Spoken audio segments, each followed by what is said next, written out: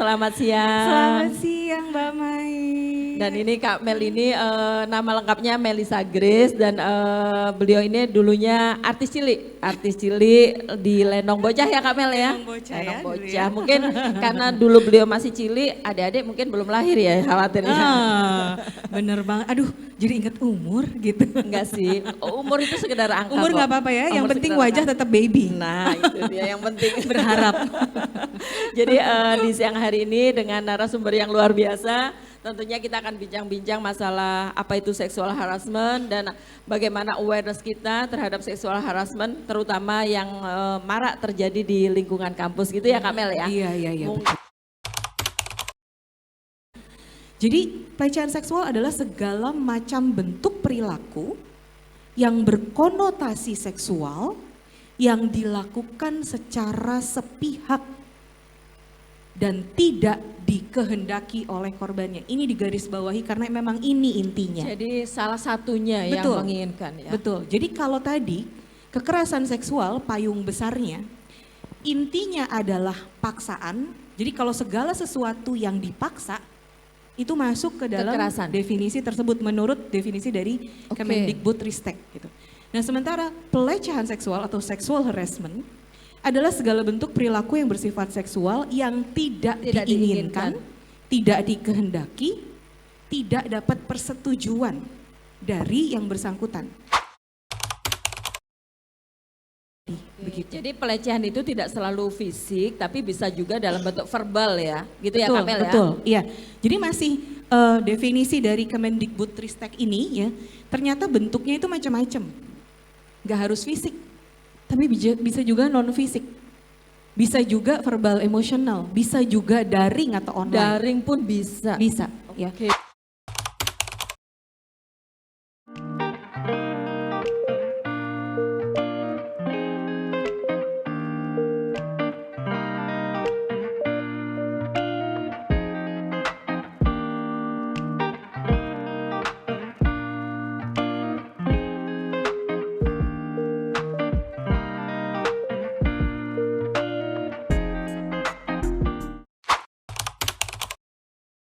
Ya, jadi secara singkat gangguan parafilia itu adalah gangguan penyimpangan seksual, preferensi seksual yang nggak biasa.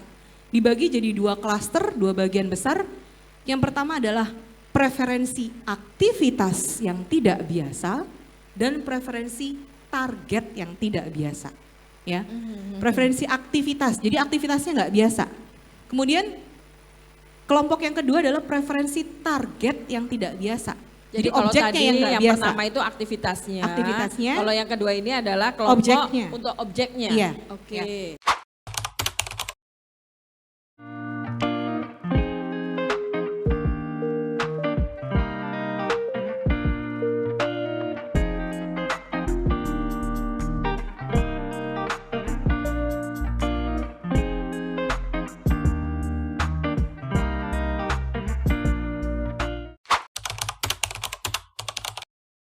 Adalah safe and supportive school environment, lingkungan pendidikan yang aman dan suportif, ya. Dimana ini bukan tanggung jawab dari para kepala-kepala bagian, kepala-kepala bidang, bukan cuma tanggung jawab dari para atasan, tapi is a shared responsibility. Ini adalah tanggung jawab bersama. Mau dari apapun anggota sivitas akademika, mau dari taruna-taruni, mau dari para dosen, mau dari para karyawan-karyawan yang menjadi support system di lingkungan pendidikan, is a shared responsibility. Jadi secara lembaga pendidikan perlu tegas untuk mengatakan zero tolerance terhadap sexual harassment ini. Jadi harus didukung oleh semua pihak ya. Betul, Tidak boleh betul. cuma dari pihak manajemennya atasan atau pihak saja. atasannya Betul, atau para betul. pegawainya atau Iya. pendidiknya, tapi juga dari tarunanya juga. Jadi benar-benar zero tolerance Untuk terhadap sexual harassment. sexual harassment. Pertama, pahami bahwa ini bukan situasi yang mudah untuk dialami. Sehingga yang bisa pertama kali dilakukan adalah tentunya memenuhi kebutuhan korban. Ini namanya psychological first aid atau tindakan pertolongan pertama secara psikologis. Jadi bisa ada ya dilakukan sama tindakan siapapun. pertolongan pertama secara psikologis, itu ada ya Kak Mel ya? Betul. Penuhi kebutuhan korban. Misalnya apa? Korban lagi merasa tidak aman, maka bawa dia ke tempat yang aman. Itu dulu. Korban lagi nangis-nangis, gak bisa bernafas, kasih dia dulu relaksasi, duduk dulu, kasih dulu minum Sampai dulu. dia Dengan tenang. kebutuhan, baik Oke. itu fisik ataupun psikis. Yang kedua, jangan buru-buru, ya udah kamu ngomong, ya udah kamu laporin. Oh, nggak segampang itu. Dia juga perlu mengelola dirinya. Jadi yang kedua yang bisa dilakukan apa? Coba untuk habis tadi dipenuhkan kebutuhannya, coba untuk didengarkan tanpa dihakimi. Oke. Terima kasih. Dan juga memang di sini sekali lagi ya perlu ditekankan bagaimana kita lebih aware. Kalian lebih peduli terhadap seksual harassment atau kekerasan seksual ini, baik dalam bentuk pelecehan atau hal yang lain-lain, termasuk penyimpangan-penyimpangan yang tadi telah dijelaskan. Karena tentunya tadi udah kita diskusikan banyak dampaknya apa bagi kalian saat ini atau bahkan bagi masa depan kalian. Tapi memang jangan sampailah ini terjadi pada kalian semuanya. Berpikir dulu sebelum bertindak, jangan sampai sesuatu itu kita nanti sebenarnya lebih baik kita preventif, jangan sampai sakit daripada udah sakit bingung nyari obatnya. Dan sakit itu tidak hanya sakit secara fisik ya, tapi sakit juga bisa secara psikis. Dan ini juga jangan sampai terjadi di lingkungan sekolah-sekolah yang ada di bawah Kementerian Perhubungan ya Kamel ya. Iya, betul, Karena ini betul. memang bagaimana ini edukasi seksual harassment tentunya termasuk lebih utamanya ke masalah awareness kalian. Kalian lebih paham lagi apa sih yang dimaksud dengan seksual harassment. Jangan sampai tadi hal-hal yang udah biasa kalian anggap ini benar. Belum tentu itu benar. Kalau kalian itu merasa tidak benar, kalian harus berani speak up. Banyak orang yang hadir di sisi kalian. Kalau tidak berani speak up langsung, kalian bisa secara tertulis. Dan salah satunya tadi mungkin kita juga menyediakan tadi yang kita namakan cupid. Kalian bisa curhat di sana atau boleh ke saya atau boleh ke siapa dosen yang kalian percaya. Oke, saya juga bisa, kebetulan Kak Mel saya juga pernah mengasuh ribuan taruna Kak Mel.